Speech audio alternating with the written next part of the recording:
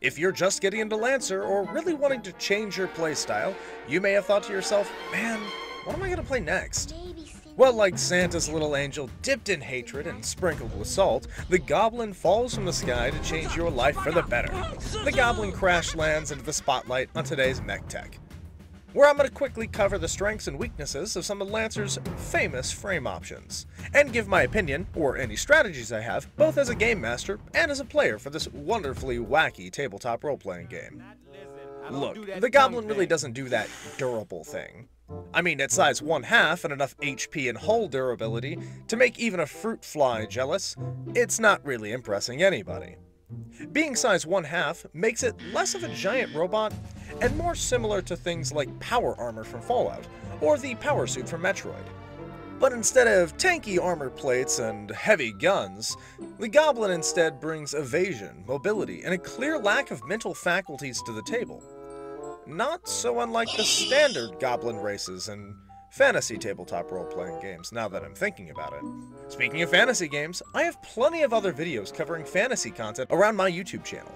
Between Dungeons & Dragons content, interactive D&D adventures live on Twitch, and just goofy content of gameplay. You can find plenty with just one quick click. And if you even like this video and other mech techs I make, please like, subscribe, comment, maybe do a little dance, and show some support however you can. And although small and relatively fragile, the Goblin certainly packs a wallop in cyberspace bullying. With great bonuses to tech attacks and fearsome invade options, your entire package, every combat, is going to be the following: running, hacking, and being a gargantuan pain in the ass to every mech in a Censor's 20 radius. Its most notable defensive features are easily its high system point total, a whopping 12 E defense at the start, and a pretty solid evasion of 10. Making the Goblin a bit softer as a standard combatant for sure, but wonderful as a cyber assassin/support-like character. With abilities like Reactive Code, a counter hack when somebody tries to hack you first, 8 system points by base, and a 5 speed, the Goblin is packed full of goodies tailored for chaos and pandemonium. Now you might be wanting to hang around much more literally in combat. Climbing atop a friend or a romantically confused ally, your size 1/2 mech pulls a super combining mecha move straight from Gurren Lagann, becoming a living insult to action economy, while bolstering your new mount's abilities. To make this whole thing easier, we're going to break this down bit by bit, and then we'll talk about all the juicy details after the synopsis. 1. While attached, you occupy their space, you move with them. You benefit from hard cover, but you can still be attacked and targeted separately.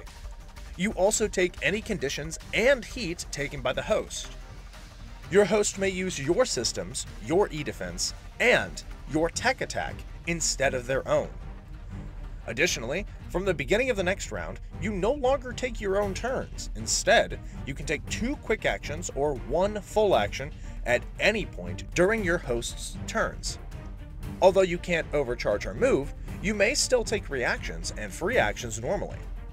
The host's turn counts as your turn for the purpose of effects that refer to the start or end of a character's turn.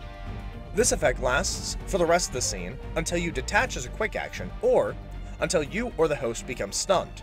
When this effect ends, you don't take a turn until the next round. So the TLDR of this is that you do take heat and conditions alongside your partner in combat, but you get to still benefit from hardcover if your ally gets to make or use some, and it lets them use your tech-based offenses or defenses. You act as one rather than two, while moving and performing actions together on the same initiative. And the best part is you can simply keep being a pesky little guy while your ally slices, dices, and is more enabled by your shenanigans. My favorite part of this is actually the little line of text at the top half saying you can still be targeted and attacked separately.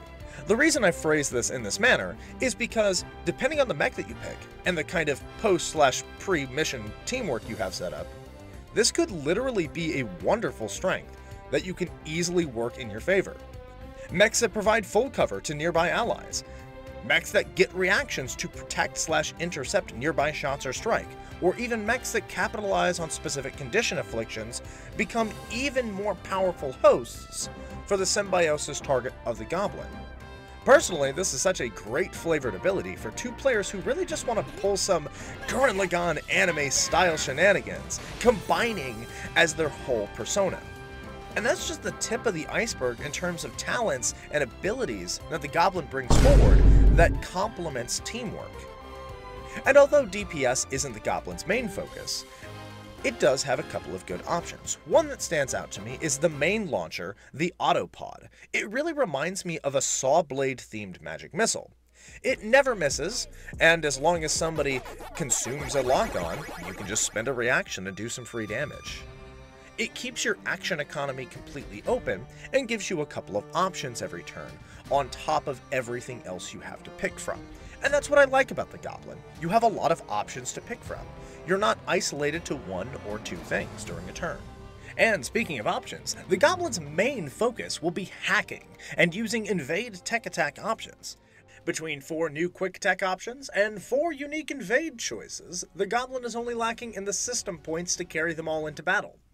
I'll move through those invade options real quick, and I fully recommend players that are committed to investigate the new quick tech actions on their own, as I don't really have the time to cover all of that in one small video. The first one is Puppet System. Your target moves its maximum speed in a direction of your choice. They can be moved into hazardous areas and other obstacles. But they are still affected by difficult terrain, obstructions, and so on. This movement is involuntary, but provokes reactions in engagement as normal. It does not count as knockback pushing or pulling, however. I personally love moving my target back into the minefield, or fire, or explosion, or a cliff, as they scream in confusion trying to get control of their poor frame. The next one is, your target becomes jammed until the end of your next turn, as you temporarily disrupt their systems, ejecting ammo magazines and cooling rods. Characters adjacent to your target actually end up taking 2 energy damage, but this can only be used once a scene on each character. This reminds me of like pantsing somebody in the middle of a fight. It's quite useful and on theme for this little mayhem maker on legs. The next one is Dimensional Emblems. You create 3 size 1 data constructs in a free space adjacent to your target, but they can't be adjacent to each other. When a character passes through one of these constructs, they take 2 heat and the construct disappears. They last for the rest of the scene, or until either they are destroyed, you take this action again, or you delete them as a free action. A construct can be destroyed by an adjacent character with a successful systems skill check as a quick action.